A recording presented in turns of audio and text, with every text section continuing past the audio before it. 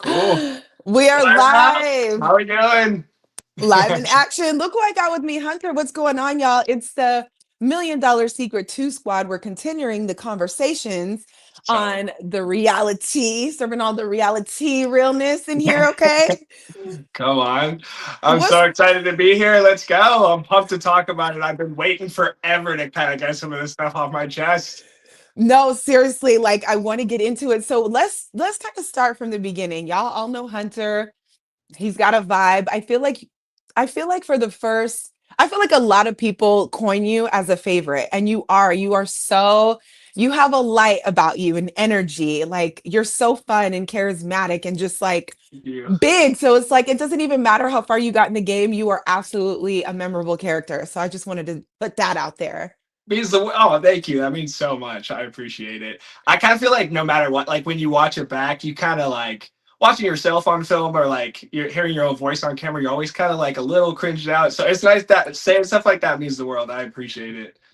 Yeah, no, I think it's in human nature. Like we all think it's cringe. I've been talking to people online since, well, a very long time, and I still feel cringe. I'm still like, oh, my voice sounds weird, or why did I make that face, or what am I even talking about? So we all do it. Don't even worry. Yeah, well, the compliment from a veteran means the world. I appreciate it. Thank you.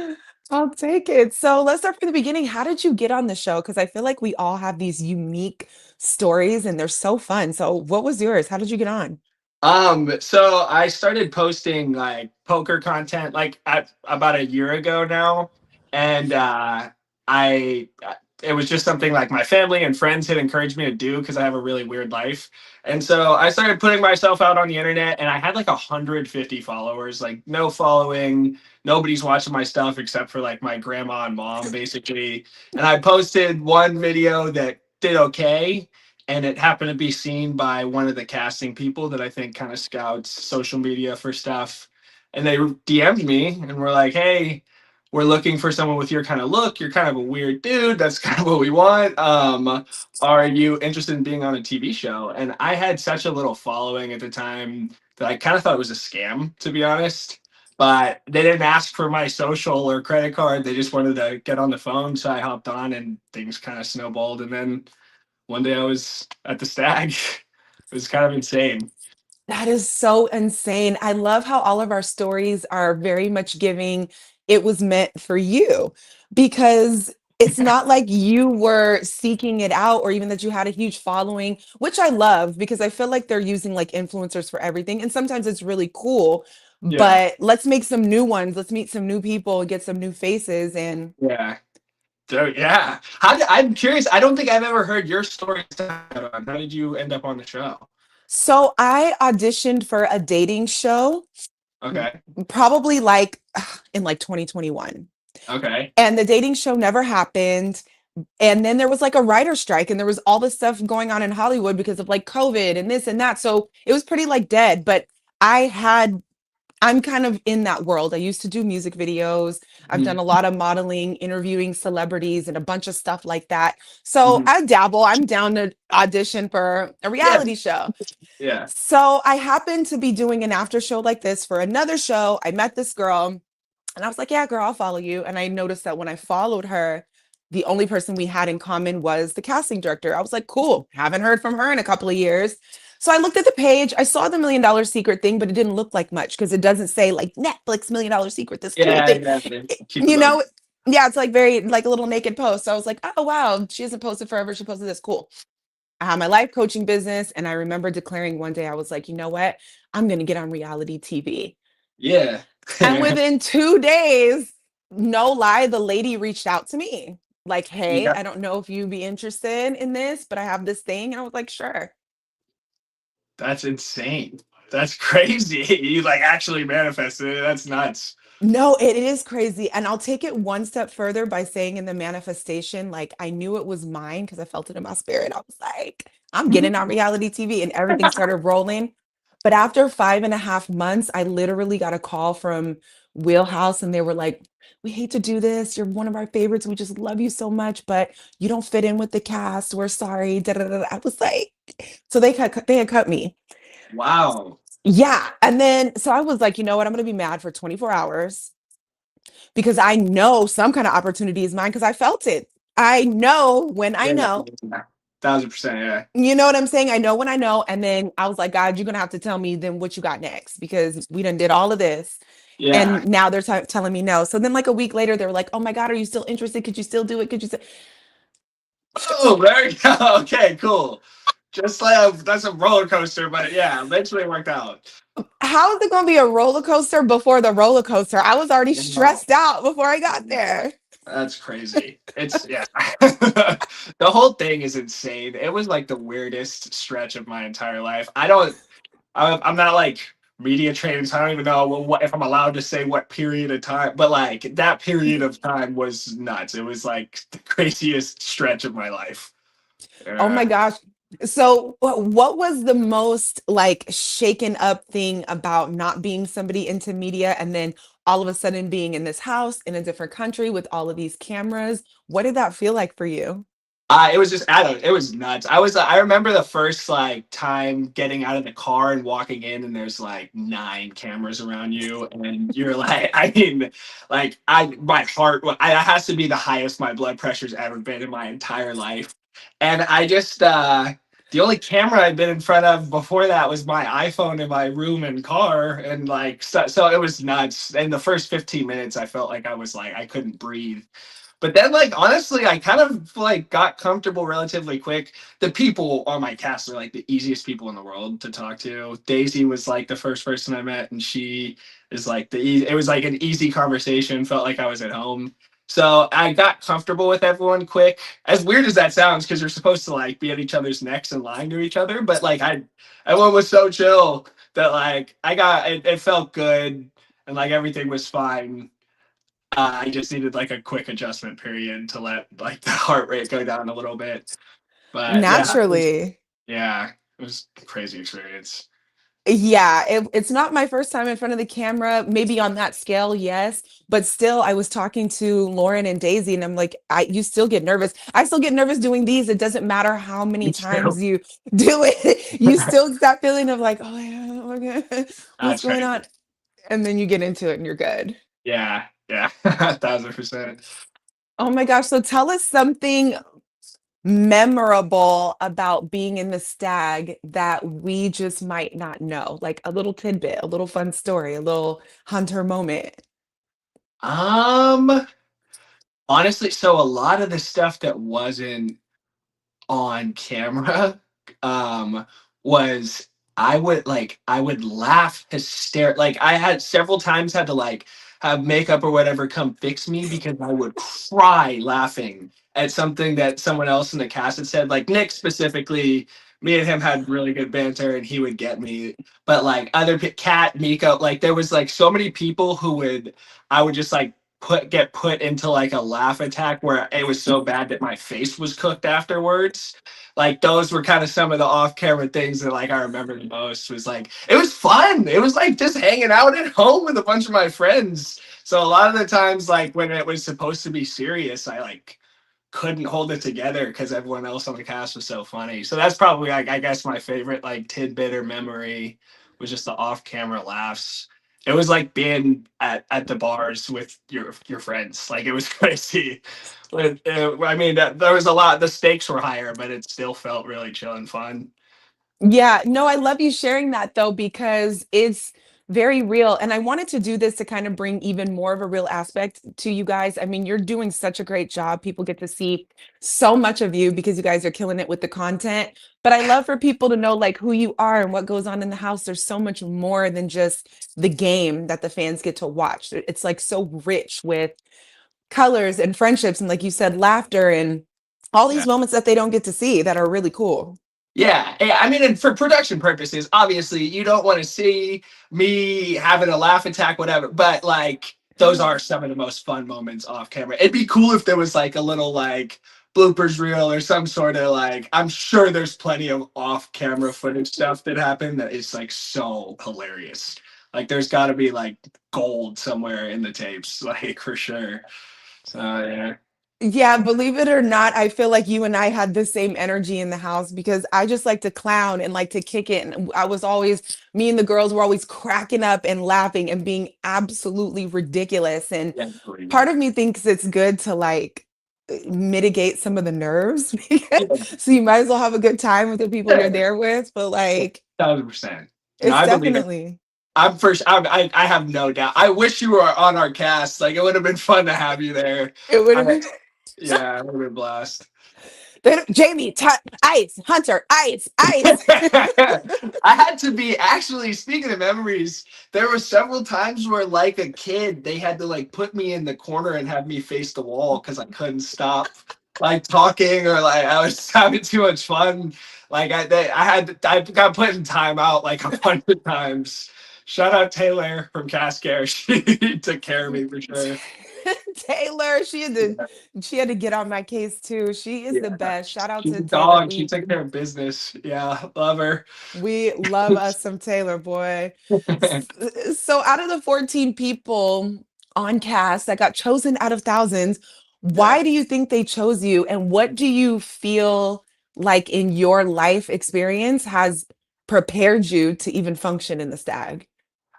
I think without question, the poker stuff had a lot to do with like why I was chosen from a strategy standpoint. I mean, like on a day-to-day basis, I go and play a high pressure strategy game for a living. So I Mm, think that definitely was like that helped me from the strategy side of things. As far as the like why they chose me from like a personality standpoint, I'm just kind of a weird dude.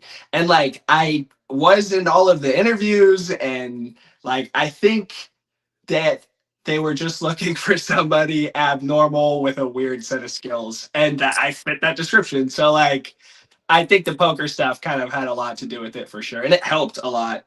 That was kind of what I leaned into the most in the stag, was just kind of like I, I was very analytical about everything. It was like a lot. I took it like as serious as like I take my job at home. And so, yeah, I guess long-winded answer to a short question is that. Yeah. no, that's good. I love a good long-winded answer because the whole idea is like, yeah, I'm curious about like your thought process, more about like who you are as a person. So I asked that because I think about our cast on season one, and and even you guys, we all have this particular set of skills that kind of makes us this band of odd superheroes with these Yes. little gifts. And I just like to know, pick the brain and find out what everybody has going on because it's just very I'm a Virgo. a Yeah. Virgo. Okay. Yeah. My birthday is early September. It's September 9th. Okay. Actually, I had my birthday. Oh, maybe. I don't know if I'm allowed to say that, but Oh, I don't think the time that we film is pressure. I think we're okay. cool. Okay, Yeah. thank you. Please let Yeah. me know if I'm Yeah. like Yeah. I gotta watch myself. It's not I a had my secret. birthday at the stag, and I caught. This wasn't included. Little tidbit. I got caught almost immediately in a lie because I didn't know the sign of the birthday that I was lying about. So like I went on and I said that my birthday was in July because I thought if my birthday comes out immediately some stupid clue related to that is just gonna if I end up being a millionaire, and this was pre-money and stuff. So I lied and said my birthday was in July, and then they were like, "Oh, what's your sign?"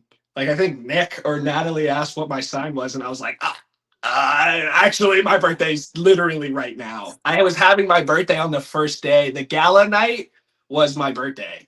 So yeah, weird, Wow. but yeah. Again, long-winded answer to That, what's your sign, but yeah, my sign's a Virgo. no, I love the stories. We're here to chat. That's so funny. You're like, no, actually, it's today. Woo, because you would have had Yeah. to wiggle yourself out of that one. A lot of people in the comments, and I'm pretty sure you're seeing this too, are always like, why didn't you lie about this? Why didn't you lie about that? I'm like, first of all, lies are hard to keep up with. Second of all, they come up with a lot of follow-up questions. And third of all, how do I know my lie doesn't align with the person who gets the money? Then what do I do? Yeah, sometimes like you're just if you're just firing off a million of them, like you're gonna catch yourself in spots. Like if I had lied about my age year potentially and said 99, then I would have been cooked by the clue. Like you kind of got to be keep it at bay to a degree. Lie about the important stuff. Pick your battles essentially, in my opinion. Yeah, Yeah. like working at a barbecue joint, you know? Well, okay, that was an easier like lie to because I chose a past job. So it was like something that like wasn't super hard to like it's not like I was clueless in the industry completely. And like there were points in the stag where I made sure to like pick up multiple plates to help with the like the this cast and stuff so I looked like I was a server and stuff still. Like that wasn't I think the strategy is use lies that are easy for you to like live out. Like I don't know. Yeah. No, that was really good because what Lydia did the same thing. You know, on Really? our season, she lied about her profession. She said she was an escrow. And Oh I yeah. happen to be, you know, in the real estate world too. So when the clue came out that I had gotten the millionaires lying about their profession, it was interesting. We hadn't fully caught on to Lydia. It was Yeah. more of a looking in a Sam direction. But Lydia Yeah. had the same thing going on, but she chose something that was old so she could still speak on it, but Mhm. it just wasn't her profession anymore. So Yeah. Yeah. Yeah. The lies can get you caught for sure. the Yeah. lies can get you caught. So you we touched on poker, but I'd love to know more about it. Like, when did you fall in love with poker? How did you even get into any of this? Yeah, really weird. So I was in college in Santa Barbara. I was playing like baseball at Santa Barbara City College, and I met these guys on the beach. Kind of, yeah. I'm seeing the comments. What's up, guys? I met these guys on the beach, and we played like a drinking game for a little bit. Hung out, it was just random guys. And then they ended up inviting me back to their place to go play poker, and I'd never played in my life, but I was like, yeah, I love poker, I'll come. Like I just wanted to be invited, so I lied and went, and I lost like $40 hanging out with these guys, and I didn't care about the money, but it bothered me that a bunch of beach bums that are now my friends beat me out of in a game that was clearly skill based. Like I could tell, like, oh, this isn't just luck and gambling, like something's here. So I went home and like every day I skipped class every day for a week. All I did was like, I want to learn how to be really good at this. Like I Googled everything I could find, every free resource on the internet. I was just like obsessed with learning. And I went back and I smoked everybody and I was like, okay, like there's something to this. So I started keeping track of how I was doing and playing with friends all the time. And then I don't know if I'm allowed to say this, but I started sneaking in the casinos with a fake ID and then trying to see how I did against people there. And I kept track of everything, and things kept going well. And one day, I was working at this sushi restaurant at the time that I wasn't a big fan of, and I saw that my hourly in poker was higher than my hourly was at my sushi job, and I kind of just came to like the realization that maybe I should give it a shot. And in hindsight, horrible decision financially. Like I was not properly bankrolled. It was not like a I was dumb at the time, but I it worked and I kind of snowballed and I eventually now we're here. And it's the coolest 20s job in the world ever. But yeah, it was like it just kind of started as like a hobby that for because I was annoyed that I lost to some dudes on the beach and now it's my job.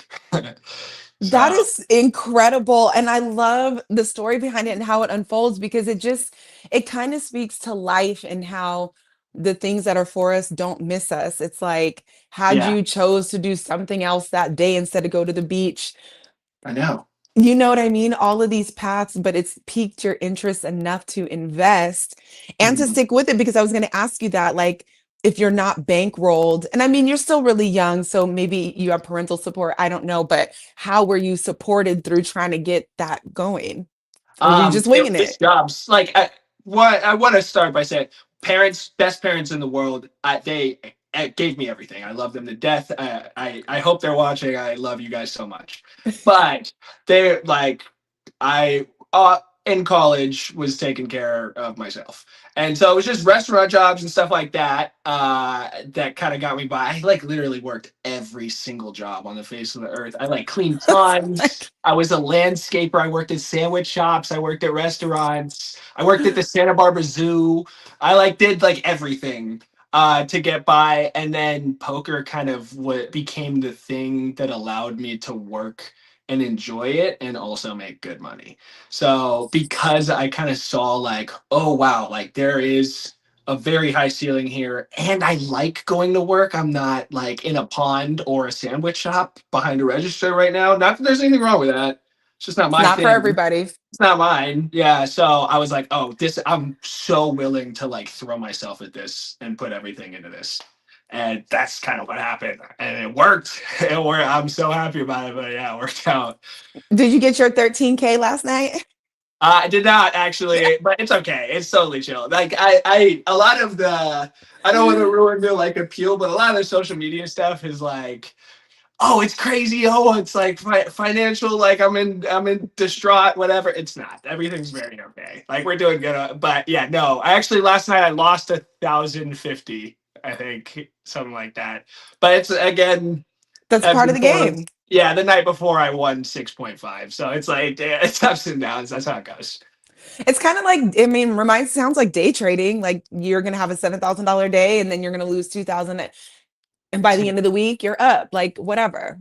Yeah, and that's kind of that like plays into the bankroll thing that I was talking about. You really had like it's a long term thing. Like long term, the chart's always going up, but there's just spikes in between that kind of affect things. And so like you, that's why I'm properly bankrolled to manage things. But yeah, as like anybody, if anybody is watching that is a poker player, make sure like look into bankroll management. That is like the first thing you should be looking into before you're looking into strategy. That's way more important than anything else. So yeah. Yeah, you might need the roof over your head, I'm guessing. Yeah, like that. Yeah, you you need to be able to eat before you play for sure. Like 1,000%. Yeah. So what has like poker um kind of taught you about people and human nature? What's some of the through lines that you're just seeing when you're dealing with people in this strategic way?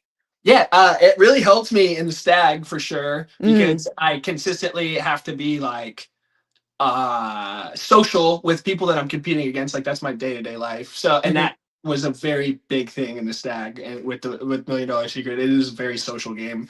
But like outside of that, I like it sounds weird and there is a lot of taboo around poker and gambling in general. So I want to like give the preface of like it can be a problem area. It's not it shouldn't be glorified to know like there are ups and downs like there's downsides to the industry and everything, but it is the coolest place in the world. Every day I get to go and sit next to people that can afford to gamble like large amounts of money. So it's doctors and lawyers and businessmen and some of the not only like I don't not just wealthiest because that's not the only thing that's important, but like some of the coolest intellectually driven people in my area come and sit down and like hang out with me every day.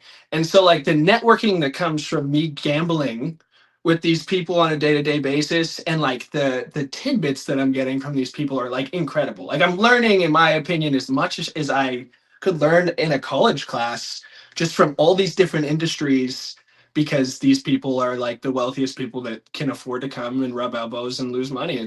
So some of the stories you hear and the people you meet at the poker table, it's like the most remarkable. That's why it's the coolest 20 job in the world. Is like you meet some you have insane stories without question. You come home from work every day and it was something crazy happened. So it's cool. Like, yeah, it's a great networking opportunity. Poker is one of the best networking opportunities in the world if like if you have a healthy relationship with it. That part. Yeah, yeah, That's so fun. And it definitely sounds like you said, the perfect 20s job because sure, college is great for some, and a lot of people use it for the network and, obviously to learn and whatnot. But in real world, real life, talking with people, having to be strategic, yeah, being able to just have these conversations. And like you said, you're probably dealing with all age ranges. Like, when are you going to be able to sit next to a 65-year-old who sold his company and now is on a yacht? And that, yeah, there's just all of these things. yeah. It's unbelievable, and like the number of job offers I've received at a poker table is actually remarkably. It's insane how much higher it is than like anything I've received. And I don't want to diss school. School's very important. Like the way that everything's set up, you need a degree for a lot of stuff in this, but like poker is a viable option for networking as well. It's a cool you'll get a job offer if you sit at a poker table for long enough and you're a well-spoken smart person. So it's cool. Good to know. Okay, I didn't mean so to like hijack this with poker stuff. Like I didn't mean it, but yeah, it's an interesting world. no, but it's your passion and your income, and I'm very interested because I know nothing about it. And I'm somebody too who school wasn't for me. Like you can do LinkedIn or you can sit at the poker table. I'd probably try to sit at the poker table too. I'm not a very conventional learner. I don't do anything by the book Yeah. ever.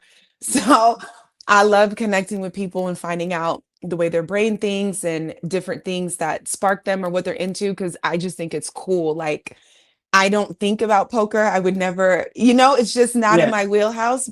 But maybe I would be good at it. Maybe I do want to try. Maybe I do want to learn just to say I did it for a moment. Give me a call when you want to. Okay. Yeah, I'd love S- to help.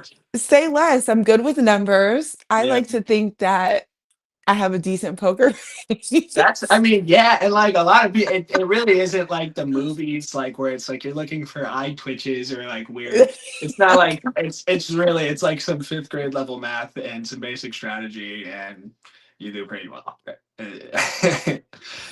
Yeah. So how do you prepare for those? Or are you past the stage where you need to like prepare? What do you do to get prepared for a poker tournament? Yeah, so one, and not to like be a like I don't want to be a gram or whatever, just for specificate because there are differences. Lydia, I believe, is like a tournament poker player. Mm. That's not necessarily what I do. I'm a cash game poker player. There's this weird difference. Sorry to like be all, it doesn't matter that much, No, but that's yeah. good to know. Yeah, And the fans but are enjoying this too in the comments. So oh, okay, cool, sweet. yeah.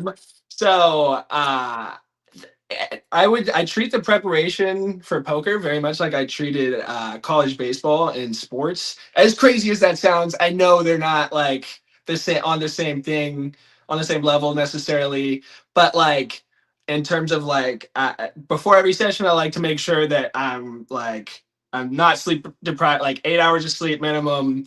I like to get a workout in before every session, like good meal, like decent high fat foods so that like my brain's strong, like everything that you would do before like that I would do before a sporting event I kind of do before poker because I treat it the same. It's like not just a financial thing for me. That's not the only driving force. It's like I very much enjoy competing, and like I like in a weird, it sounds crazy, but like dominating, like sitting down at the table and people being like shit. Like that's kind of my goal. So like I go into it and try to be like the best version of myself, and it's good for me because it's I love to party and like I like having a good time, and it reins me in and forces me to be like strict and like stick to a good routine because like I have something to be locked in for. So yeah. Yeah, like you actually want to do it, which is dope. A lot of people, well, I can't speak for a lot of people, but it's not always easy for people to find in their 20s. They're still No. fishing around and a little uncertain and showing up sometimes, but to have the regiment and want to show up optimally so you Yeah. can give yourself what you want. And it's not just the money because you didn't even get into it for the money. You got into it because you wanted to win on the beach. Yes, So no, no, 1,000%. I could be making minimum wage, but I want to be like if I don't care, I do well. I'm very happy with I'm blessed in that sense, but like I could show up and make just be check to check and I'd still be there because it's my favorite place to be. Like I would rather enjoy my you got to spend a third of your life at whatever you're doing. I'll take minimum wage to enjoy being there over like $1 million in the bank, but I'm miserable a third of my day every day. So yeah, but luckily, like it's performance based income. There's like if I continue to work hard, I'll continue to do well essentially. So yeah, yeah, then you'll be a millionaire soon too. exactly. That's the goal. Yeah, Nick, I'm coming, dude. Yeah, exactly. I was gonna ask you, had you had won the money, what were you gonna do with it? So I kind of All right. I wanted to buy a place with my parents. For both to benefit the both of us. My parents are looking to buy. SoCal's a tough place to buy, and I was looking to potentially put a lot of it towards a down payment on a home, so that I could get equity in real estate, as well as help my parents lower their mortgage and everything. So I was hoping to like use it towards a down payment, or pitching on a down payment with my parents. But and then the rest was just like putting it, maxing my Roth out, doing things like that. But yeah, the first step was gonna be, let's get a down payment, and I was gonna try and sell my mom on San Diego. They're in LA right now. Yeah, they're in LA right now. But if we got the money, I was gonna be like, oh, what, like we could look at some cool places. Let's check out Oceanside. Like, but yeah, it didn't work out that way. But we'll still be fine. I'll work on it anyways. And they're doing great on their part. They're gonna be fine too. So we'll figure it out. But yeah, that Okay. was the goal with it. I love that. That's so wholesome. Yeah, yeah, of You're course. I such a mean, I good guess that son. that's the generic answer. It's not that. Everyone says buy mom a house, but yeah, that was the goal. Not me. They asked me what I was going to do with my money, and I said, take care of myself. I mean, good, as you should. Good. I wish you would. I'm the eldest daughter and an entrepreneur. I need a check. No, for real. No, that's valid. That's I, entirely valid. Yeah. I earned mine. I'm tired of them kids, them two sisters. That's hilarious. So I love that you guys are SoCal because I'm SoCal. Like I went to University High in Irvine. I was a base kid, El Toro base. So that's probably way Oh, before. no way. I played at El Toro. I used to play them in high school. My brother's an anteater. He's the all-time home run leader at UC Irvine. He's like, yeah, we're like what neighbors basically. We're so OC. Yeah, my sister lives in Laguna Beach. Yeah, I used to live in El Toro. I lived in Foothill Ranch. Um, and everything in between, even San Diego. I lived in Grossmont Center off the 8 and Oh, Fletcher. okay. Yeah, yeah. San Diego is the spot I fell in love. It is such a Don't tell yeah, him. you're Don't gonna tell him. Don't tell no. him. Let Oh it yeah, stay. Keep it low key. I hate it. Nah, stay that. You guys can stay up in LA. You guys are good up there. It's fine. But I do love LA though. I was also a Valley No, girl. 1,000%. So Yeah. I was a Valley girl before I knew I was a Valley girl. Me too, actually. Where are you from? My dad was in the military, so I was born in Hawaii. Okay. And we did that whole thing. I mean, I lived in Japan, Illinois. I lived in Hawaii twice, Arizona twice, California, Okinawa. Wow. I don't know what else I'm forgetting at this point. Wow. But he retired in SoCal, and yeah, so that's just kind of like where the family ended up. So I just ended up branching out from there. But I remember being in middle school in Okinawa, and we had the Sweet Valley High School books. Yeah. And everybody told me you talk like such a Valley girl. So I was like, oh, like what do you mean? So we go move to California. And when I move out on my own, I moved to the Valley, and I'm like, oh my God, I am Yeah. such a Valley girl. Yeah, that's crazy. Yeah, no, I'm a valley guy. I'm from Northridge originally, which like, Okay. yeah, that's crazy. That's wild. We've been neighbors like our whole lives. That's nuts. All up in your hood. I lived in West Hills and the Avalon. I was over Oh there for yeah. a minute. No Yeah. way. That's nuts. That's crazy. Shout out to SoCal. The valley. That's awesome. I do think about moving back. I don't know because I'm in Houston, Texas now. I left the Valley at one point to move to New York. I lived in three different places in New York. Then I went back to the Valley. Then I came here. And sometimes I think I'm done with California, but sometimes I'm just like, damn, I really miss it. I wish I could be done. California is like my toxic relationship that I can't get away from. The taxes suck and it's expensive to live here, but it's worth every penny. I wouldn't change it. And like my three prerequisites for a place to live are good surf, poker, and good weather. And it's kind of hard to find all three. Like you're not gonna get all three of those pretty much anywhere else. Unless somebody in the comments could let me know, like let me know. But yeah, I haven't found anything yet. So Yeah, unless you move straight to the islands, but then you still have a rainy season that California doesn't even get.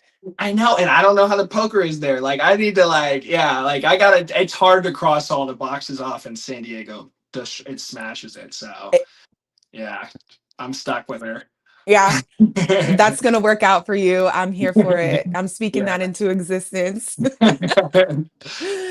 So let's see. Okay. Okay. I had a question here. What's one major setback that you've had in your life? And how did you recover from it? And what Okay. did you learn about yourself in the process? When I was 22, my life kind of just sucked for a year. I got cut from college baseball, was a college dropout. I lived in my parents' garage, and I worked at a barbecue restaurant, and that was it. And my life kind of got turned upside down from like I had an identity of I played college baseball. I was not, I don't want to sound weird, but like was popular and well liked at the school I was at and like enjoyed my social life living on my own in Santa Barbara to now I'm in my parents' garage. I got nothing going for me. I'm a college dropout. What happened? Like overnight. And like I was Yeah. just like, oh my, like, and simultaneously at the same time, because I previous things that I mentioned with like not being properly bankrolled, poker was stressful and a nightmare. And I was just like, I like basically my life fell apart. And so for a year, I just like put my head down and was like, let's figure out who you are, I guess. Let's like restart.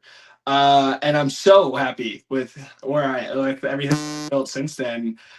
So I guess this is a very large example that I'm choosing, but just the entire like year of 22, I just got kicked on my ass and was like, your life sucks and you got to figure it out and restart. And I did. So like that is like what I guess my like obstacle I overcame that I'm like proud of. And I think that's going to happen to everyone. I've noticed it with I'm the oldest of four kids, and every single one of my siblings, same thing. It seems like 21, 22 is just not our age or something. We all get kicked on our ass at that age, and then all of us have recovered. Well, so yeah, that's kind of like my, I guess the entire age of 22 is my obstacle that I'm proud of overcoming. Yeah. Congratulations. Thank you. Appreciate it. Because I can relate. I went through the same thing, and yeah, I was in SoCal. I went from, and I was trying to think of the age. I feel like I might have been. There's a small chance I could have been 24 or 23. It was somewhere up in there. Somewhere in that early 20s range, you're just like your life just sucks for a little. Like, and it's gonna happen to everyone. It's a good thing. Yeah. It's a growth Yes. phase. Like I would not be even close to who I am without it. Needed it, but dude, it's an ass beating. Like everyone takes it too. It's if anyone's going through it right now, like I apologize, but it's good for you. You'll turn out better because of it. What doesn't kill you makes you stronger. Yeah. I used to hate when people tell me that, and I'm gonna be honest, God willing, it's easy. I don't mind ease. Yeah. I welcome it after a while, but you'll probably have more of those moments in life, Oh, I you hope so. know? I pray for him. I hope I Y- do. Good. Yeah, and that's the smart thing because like you said, it sucks when you're going through it. But the beauty, if you can just hang on to the beauty and the value of there being something better for you on the other side, it's almost enough to get you through. Not Yeah. saying it's cute because No, the no, it's ass gonna be messy. beating. Yeah. Ugh. No, pain is the price of progress, though. You cannot become better without that. That's what you need for growth. Yeah. I'll even take that for my life right now as I go through a season. I mean, there's always a season to be gone through. Yeah. And it's true. The So, writer's got to keep it interesting. What are we like? It can't just be rainbows and sunshine all the time. Come on. okay, can I have some rainbows and sunshine with a little bit of glitter, please? Yeah, just a sprinkle. Yeah. It's been raining for 40 days and 40 nights. This is a long growth period. Yeah, yeah. Do I need to build an ark? Like, what am I doing? Send help. Yeah. But That's that's funny. just the reality. It's gonna, and I mean, that's part of the reason too why I got into coaching because I feel like I've been through so many periods of that time, like the time when I was the same thing. I was engaged, broke off my engagement, lost my dog, had to move back with my family. The real estate market was crashing. That's what I was in. There was like Oh, nothing I could do about anything. And I ended up on a blow up mattress in my oh, parents' house because my sisters were still, I mean, it was just like, yeah. Just I it's went just like from in 2008. Yeah, it's shame, dude. Yeah. That's, but I try to tell people that 2008 prepared me for 2020. Like, yeah, baby, I know how to move and shake. We're good. exactly. Yeah. So like if you the confidence that when you go through it bad like that, like now what the hell am I scared of? I don't go into the office nervous about losing any money because I was at the bottom. To be fair, I'm still like I was still blessed, whatever. But like at my bottom, and I was fine. Like now, what I'm nothing where I'm at right now is gonna fail. We fine. Yeah. Yeah, I will make it through. I Yeah. feel that way about Million Dollar Secret a little bit too. And I don't know if you're getting it as bad as I did, but it was kind of the whole troll situation that almost Oh, added to like another level of like, if I can be on a number 3 globally rated show and have thousands of people spew hate at me on all platforms, you think I'm gonna care? It just took me to another level of like, oh wait, I'm still alive, I'm still safe, and I'm actually good. yeah, no, after that, like no road rage and dispute or anything like that is gonna ever negatively affect me again. Like I'm good now. Yeah. How are you seeing in the comments? What's a lot of the feedback that you're getting about like your gameplay, or are you what is your comment life about, or do you not even engage or indulge in it? So to be honest, I try my best to like kind of avoid it, but you can't help it. Like sometimes you kind of just like want to scroll through Reddit. Like you Mhm. see, like I get the Reddit notifications every once in a while where it'll be like $1 million secret, and I'm like, what are they talking about? So I'll click every once in a while and see, and it's a lot of like it's mixed reviews. Like there's a lot of positivity, which is nice because I feel like the overwhelming majority of what is flooding to the comment section is negativity, and even I do it. Like Mhm. I'm never gonna stop as bad as it is. I'm never gonna stop on a video on Instagram and comment, "This was so cool. This was awesome." Like, maybe I will if it's something really incredible or remarkable, but I'm significantly more likely to see something I don't like and go to the comment section. And so, Mhm. like, I think the brain is just kind of set up in a way where, like, it uses the comment section as like a review box, kind of, or like Mhm. this is like a where the negative comments are supposed to go, essentially. So I just try my best to stay out of there. But yeah, I've seen some stuff. A lot of it's been positive. A lot of it's been, you're stupid for this or whatever, or just like troll stuff. And like, I honestly, for the most part, have like been okay with it because some of them are right. First of all, I am stupid for some of the stuff I did in the game, and then others are just like, it's not worth like you're I, you're watching me. Like I'm not gonna let you like negatively impact my day with your like. It's fine. You can think what you'd like to think. I'm glad you like the show. Like it's okay. Yeah. At the end of the day, I'm just glad you enjoyed the show. Thank you for watching. Thank you for watching. Yeah, appreciate it. I'd rather you be here. I'd rather you watch it and come trash me in the comments than not watch it all. Thanks for watching. Yeah, Appreciate it. Yeah. yeah. Yeah. Yeah, Yeah. it feels like to me that your season, I mean, we were totally the test dummies, and even, I mean, I loved it. I don't hate anything about it, but it does seem like production is evolving the show and making the tweaks that are necessary that makes it a better overall experience for everybody, the viewers and the people in the house.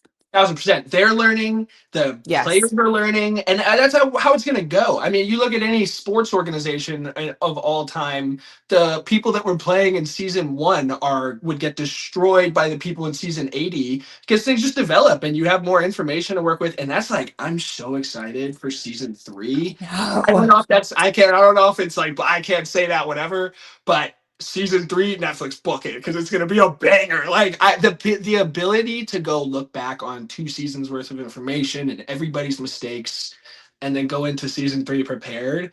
The gameplay is gonna be nuts. Like it's gonna be so good. Yeah.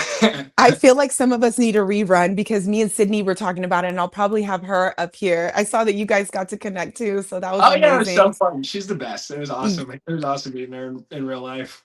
Yeah, shout out to Sid. But Shout we out were to like, If we could have gotten to do some of the stuff that they got to do, Yeah. maybe the outcome would have been different. And I think we'll probably talk about it. I'll have her on here. But like, for example, when Kevin and Kat, and it was at the same time, um, in the season, got to deliberate over the clue. So when Yeah. me and Sydney were in there going back and forth, I mean, I don't know, a lot of people were like, why did you give Sydney the clue? I'm like, baby, we were in there for like a solid hour trying to figure out, ain't nobody handing over any clues. Yeah. Yeah. But we tried to devise a plan just like that, where it's like, can we, I'm like, when you come, we just try to make a plan. You come out, talk to me first. We need to work that. We just Yeah. needed a moment.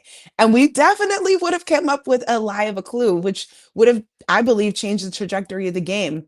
Yeah. Um, No, 1,000%. And I think like that stuff is normal. Like yeah. production's not going to be perfect on their first season. There's going to be issues and things that need to be tweaked, and that's why like each coming season is exciting to kind of because it's just going to get better. And like I'm not going to say, but like talk to Seth, they already are like, how can we make the next one better? How can they're like the people that work on the show are the best in the world at what they do, and they're already like, how do we make it better next time? The Like, best. yeah, They're the I've been on a lot of sets, and again, not one as big as the one we did, yeah, but there it's special. There's something about the way the producers, the writers, cast care, everybody running around with the headsets and making Mhm. sure that we're good and making sure everything is working out. There's something special about that crew. The vibes are so high. They are so smart. They know what they're doing. It's immaculate. Like I've No, never there's seen something work that well before ever. all the gears were turning, and not Yeah. only that, it's beautiful to see that the number of like good souls in one place. Like it's not just that they're like effective at their jobs, they're also Yes. all great people. Like to have that large a staff of really really good people is that's insane. I was shocked, and that's my first dose of like the entertainment industry. My dad works in the entertainment industry, and I've talked to him about my experience, and he's like, that is not what it's like. Like, let me tell you right now, what you dealt with was an anomaly. Like, that is not what it's like. And we got a very special experience because of some really cool people. And like, without question, there's like things that could be worked on, whatever, but like, I have no doubt they're gonna fix it. Like whatever holes will be fixed. Like Yeah. it's a good group over there. It Like, keeps getting gosh. better. It warms my heart thinking about everybody. We did not want to leave the stag. Nobody How wants to about leave the the worst? stag. Who gets whatever the money? I don't want to leave all my friends. Yeah. So on camera, off camera, there was so many cool people in one slot. It would suck to leave for that. Truly, Yeah, like that is the vibe. So I love that we got a chance to share that because there's so much more to the show than what you see. It's like this is yeah, a well-oiled machine and it really they is. do a damn good job. Big Crush. Big Crush. I knew Netflix didn't play around, but damn, they do not play. Damn, They have the damn. best. They have the best over there. It's crazy. Magic, all magic. Yeah. So since we're talking about things that could have been done different, what's one thing that you feel like, God, if I just would have did this different, it would have changed the trajectory of the game for me? Yeah. I have thought. I mean, have plenty of sleepless nights post stag. There's two that stand out the most. I went a little too hard at some of the dinners. It's not even necessarily all included, but the some of the dinners I was very outspoken about like who I thought it was and came out and showed myself a little more than I needed to. And specifically the Lauren T dinner, uh I like kind of went at her pretty hard, knowing that at the time, in my head, at the time, Caleb had the money, but I wanted him in the game. It was best to keep the millionaire in the game and in my pocket, and I kind of had no threats socially. So I was like, if he's on my team, I'm safe till the finish line. So I like went at Lauren T, trying to get save Caleb, and I threw myself out there in front of everybody as someone that's kind of an aggressive player, and it was to save someone that like ultimately isn't going to help me long run. Like Caleb was my ally and what, but like he's not there for me. And he moved the money, and then it was like, why? I just put my neck on the line for what? So that was like a big one. The Lord T dinner was bad, and then the casino night. I like loved, I'm like in my element. That is my spot, dude. I'm like where I'm supposed to be. And like, I'm sorry, I hope Nick's watching. If I played, I would have killed you, buddy. I would have crushed you, guy. Like that was, you were out, you were in my territory. But at the time, we have a clue that implicates three people in a specific age range: me, Nick, and Yumiko. And then Caleb is not born in 1999. So I love him. He looks like he could be, but he's not. And so I was like, it's clear who we should be sending in. Like, I'm willing to even, like, I'm not even necessarily implicated by the clue. Technically, I'm 2000, but like, I'm in the range. I'll take myself out of this race. Let's send Caleb in. And I also simultaneously, I wasn't aware. Apparently, the whole group knew that it was Nick, but I hadn't known yet. So I was like, this is also an opportunity to see if like there's any resistance from someone kind of clear cut that they're the millionaire. So I like had my mindset as to like there was method behind the madness of my mistakes, but those are the two things that I thought about where I'm like, if I had changed that, I would probably have stayed in the game for a longer period of time. I don't know if I necessarily ever would have won. I think I'm too loud of a person for that game. Like I think a lot of the winners are not like, That's like me. yeah, yeah. I'm just gonna speak up and be too loud and like, I, yeah. That just was always gonna be my downfall. But I think I yeah. could make it further. But you know what? We're entertaining. Yeah. Okay. Okay. That's fine. I don't need to be the winner, but I'll get a little bit of camera time. Like that's cool. Right. Because you're Yeah. right. Like Kara and Nick both have that. Like Nick's always like, yeah, it's Just pretty cool. nonchalant. He's Yeah. very even keeled. And Kara, I mean, she's amazing, but the girl doesn't talk much at all. Like there Mhm. was not, there's a lot of people that are like, oh, I forgot this or it. She's definitely not forgettable or anything. She's just much No, more quiet, much of more course. reserved, much Like more absolutely. laid back, all the way back. So Yeah. yeah, I don't know. 1000%. I would let's see what happens in season 3 if a party animal gets to take it to the end. It's just this weird dynamic of like you want to be a contributor, you want to be someone who's active in the game and like provides value to the group, but not too much value. Like don't come out and be somebody who is like you don't want to be standout. You want to just be middle of the pack is the way to go. And it's not like those people. I'm not Nick is not a middle of the pack guy in his day-to-day life. I'm telling you, like he is cream of the crop human, whatever. Yeah, Uh, totally. but like he in the game he was very when he came in he was reserved and like he's not he's cooler than me straight up like he's just a cool even keel guy and I'm just not I'm allowed like I am outspoken and opinionated guy like that's just who I am Oh my so God, I love that. It makes me feel better because that's how I am. Like, yeah the snakes they pick I the right mean, the people snakes. yeah same personality type yeah Both of us in for the snake. We're gonna have to talk about that. We got a question in the comments. What is Peter like off camera? Is he different? Can we okay just talk cool. about Peter, please? Yeah, so like, what am I allowed to say here? Like, what? Because he's the man, and I want to talk about him, but I don't want to ruin the mystique of Peter. So like, I I don't think you don't. could because they definitely I feel like season 2, they let you guys in on a little bit of the goof. Peter Yeah, is a goofball he is. He is. He's hilarious. Like, I want to. I want to have a beer with the guy today. He's like today. seriously. He's so fun. He's like the most lighthearted, cool dude off camera. He's still got like the like.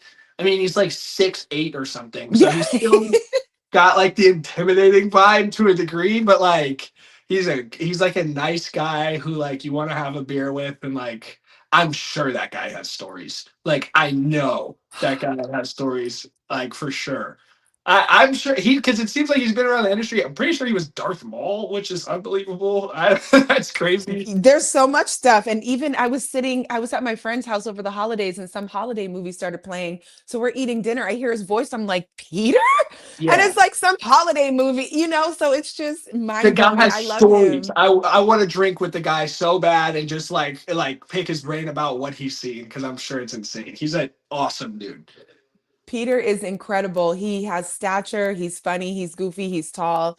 He's Yeah. handsome. He loves to joke with us. He likes to kind of get in our business and figure out what's going on. He's just the best. So yeah, He's gosh. totally James Bond. Like he's just like cool, but also like you just want to hang out with the guy. He's a perfect host, like perfect host. He was awesome. That Yeah. again, another, testament to just the magic of $1 Million Secret and how everything worked together. Who would be a more perfect host than Peter? Peter is that guy. Yeah, he really is. You Yeah. y'all saw me flirting with Peter. I was like, I'm leaving here with something. Peter gonna take me Yeah. out. We're gonna do something. Shit, me too. Okay, Take he's me, yeah. cool. Take us on a date, Peter. Take us on a date. That's hilarious. Somebody typed in, would either of you do Perfect Match? I would host Perfect Match, okay, honey? I can't be running around with a bunch of 27-year-olds. They're really cute, but your I girl is turning 44 in like a few days, okay? you'd be fine. You look like the rest of the cast. You'd be all right.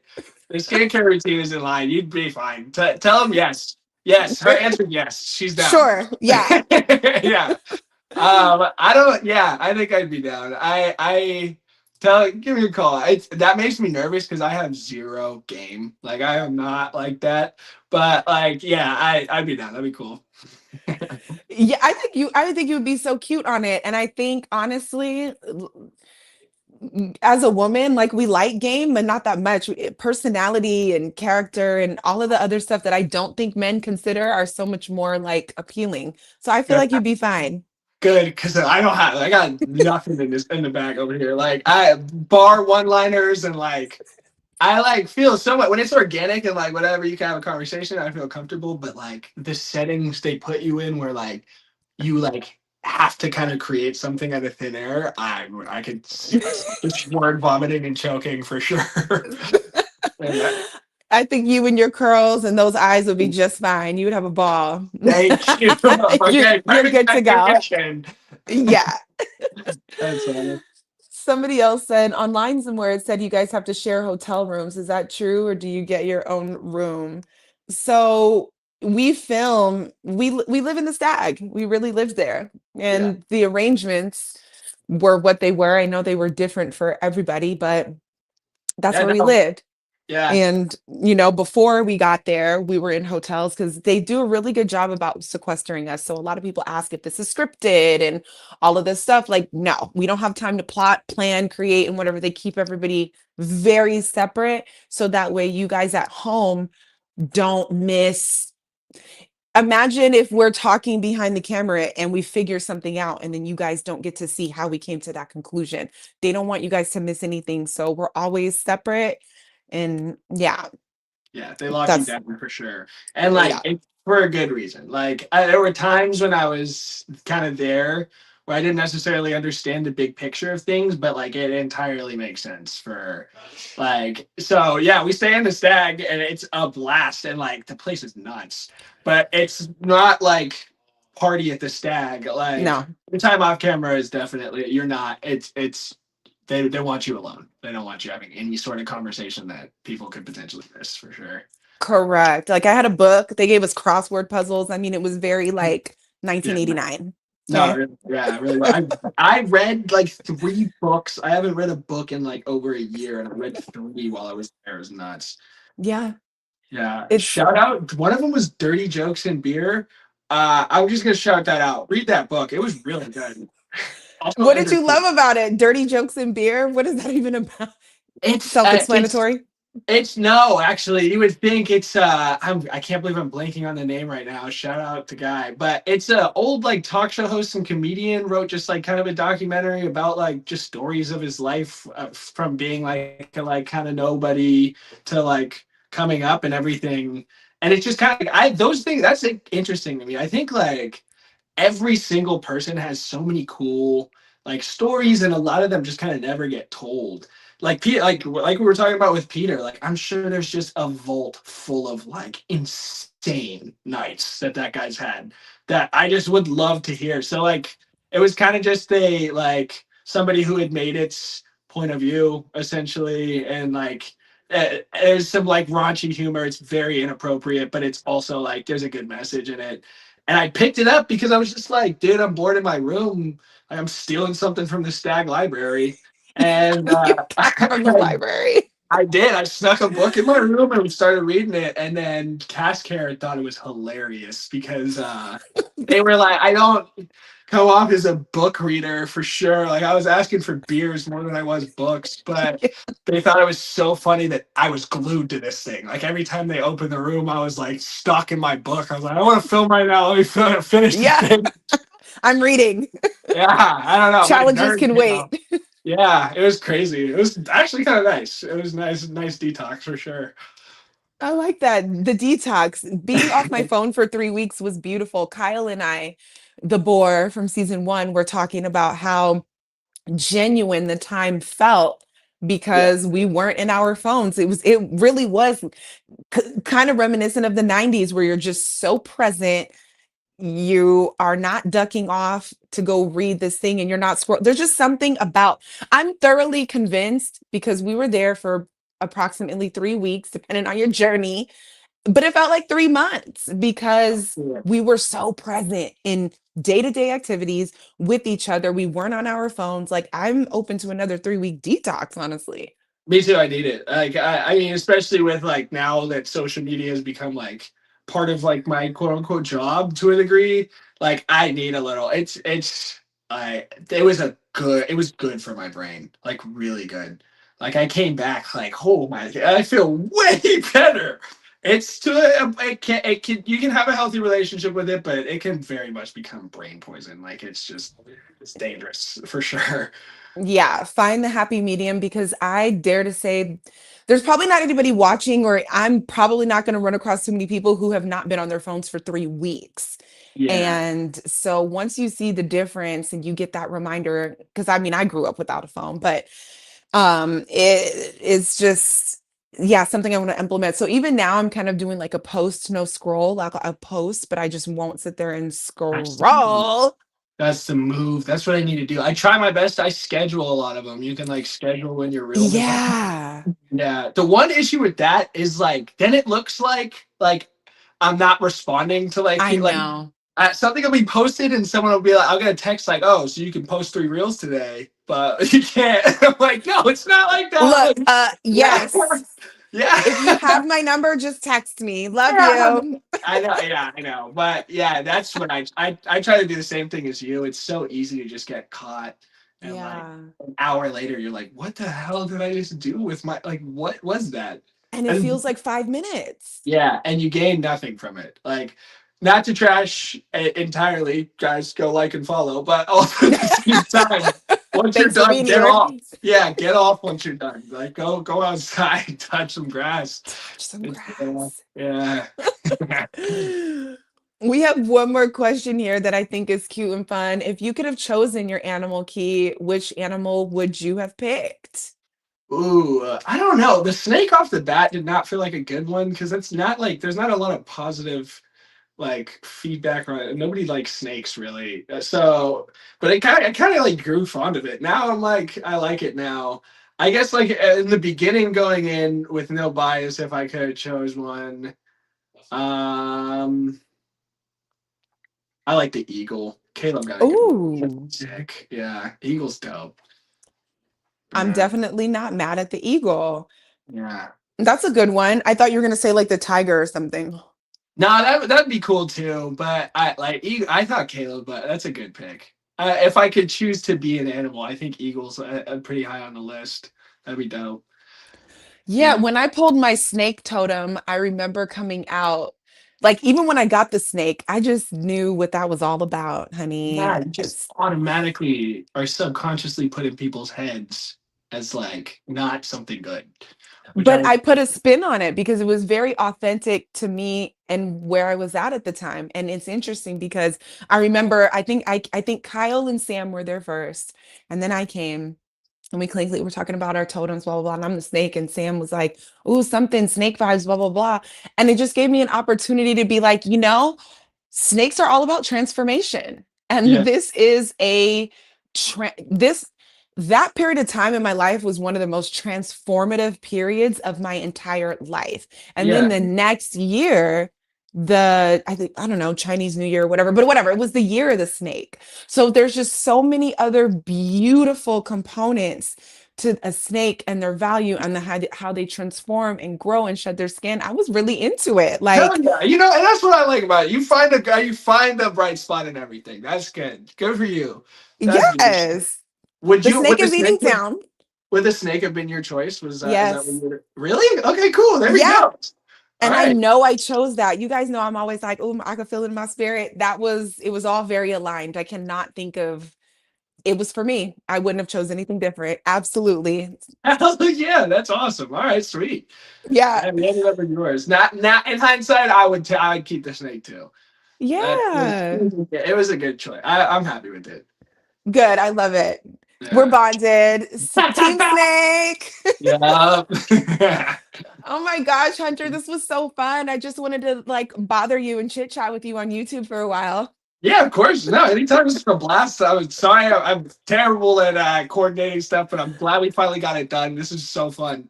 Yeah, no, it's great. And I'm sure we'll connect in person. We're all MDS family. There's got to be more to come. Like, 100%. who knows? Maybe this train is just getting started. Our seasons are done, but who knows? The Like, whole where it frat, could all go. gonna be homies. Yeah. Yeah, so we got to link, we got to connect. And if I'm ready for poker, we got to do that too. Cause I would totally do a weekend in Vegas and just be like, I don't know if Vegas is a place, but whatever. No, we'll get it done, 1000%. And let's go. And worst case scenario, let's grab drinks soon. First round's on me. I'll see you soon. Hell Don't yeah. threaten me with a good time. All right, sweet. Thank you so much for having me. I appreciate you. You're the best. Thank you for this. And I'll see you on the gram. All right. Bye, Jeremy. Bye. Thank you guys for watching.